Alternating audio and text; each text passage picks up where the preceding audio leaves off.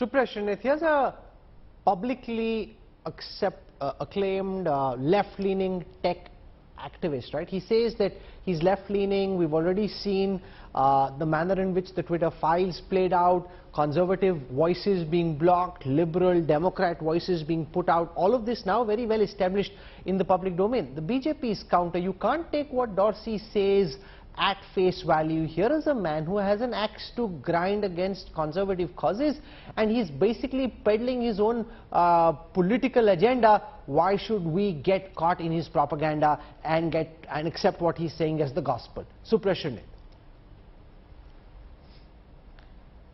So good evening to you and my fellow panelists, and I hope I will be given the undisturbed 3.5 minutes that was given to my fellow panelists from the BJP.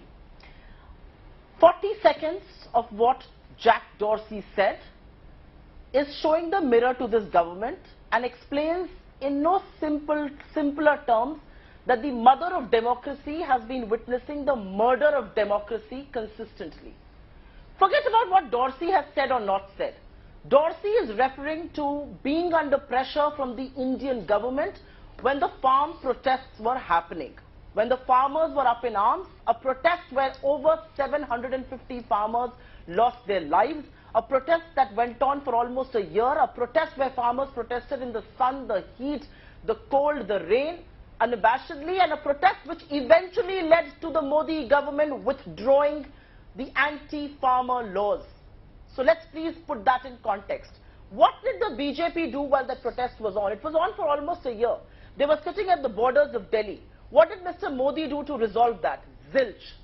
In fact, BJP ministers on record, including on your shows, have called them Mawali, Gunde, Khalistani, Naxali, Atankwadi and whatnot. Why will I be surprised? They were lathi charged. They were barbed wires that were laid all around them so that they could not cross over. The UPCM called it an international controversy. And if you remember very clearly, at a time like that, Disha Ravi, a 25-year-old climate activist, was arrested. Greta Thunberg became an international conspirator against India. Rihanna, because she said, why are we not talking about this, was hatching an anti-India conspiracy globally. This is the nature of the government that we have. You ask them a question, you show them the mirror. I am not Jack Dorsey's spokesperson. I represent the Congress party here, but I will say, Jack Dorsey ceased to be the CEO of Twitter in November 2021.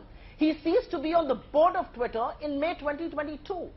What axe does he have to grind? Does he have one reason to lie? But the BJP has 1,000 reasons to hide the truth. A government that was actually working against its own farmers has every reason to quell the farmer protest. On the 24th of May 2021, when some of their tweets were flagged as manipulated media, fake news, of course, my friend right here has the distinct honor of being the first to be flagged in India by Twitter for spreading manipulated media and manipulated fake news. That's when Twitter was raided. What law have they not, complied with? I think the country deserves to know that. But more no, but it isn't a raid. Suprashanith, I have those details here. One second, ma'am. Let me finish. It's in May 2021 when the Delhi police is... When the Delhi police... No, but you're calling it a raid. It's factually not a raid. It's a visit. Let me just give the context to our viewers.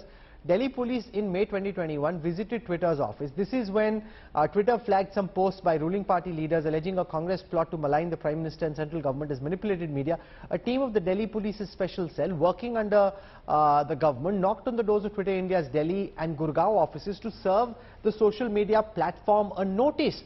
So the point that Amit Malviya is making is this is the due process of the country. This is not a raid. You keep calling it a raid. It's not a raid. They're going to give a notice, which is how any law enforcement process happens. Please let me finish. Okay, you finished your point. I'm going to speak now. I am speaking for myself and I speak for my party. The government did all it could to quell the farmer protest, even reputation assassination of India's farmers. It was only under public protest and looking at the political merit and demerit of this that they have to finally withdraw the farm bills, notwithstanding the fact that over 750 farmers had lost their lives while protesting. What stops you from thinking the government wouldn't do that? And what is the response? Typical response from the BJP and the government. They are lying. You have 1,000 reasons to hide the truth. They don't have a reason to lie. This is something we've known. And I will also place one more fact on the table before you go any further.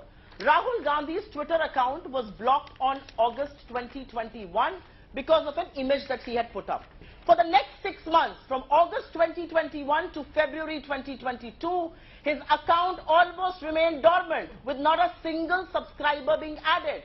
And suddenly when WSJ decides to do a story, that shadow ban goes and his subscribers go through the roof. It's another thing that with far less subscribers, he has far more engagement and impressions than the BJP or Mr. Modi does. We with far less subscribers have 9 times, 10 times their impressions than the BJP does. If this was not being done under government pressure, please explain to me how does the government pressure work? There's only one thing I'm asking you. So let me put that question to Amit Malviya. Reasons to answer. No, one second. Just 1 second. Rahul, the government actually has reasons to face some tough questions. And those tough questions are around data leak.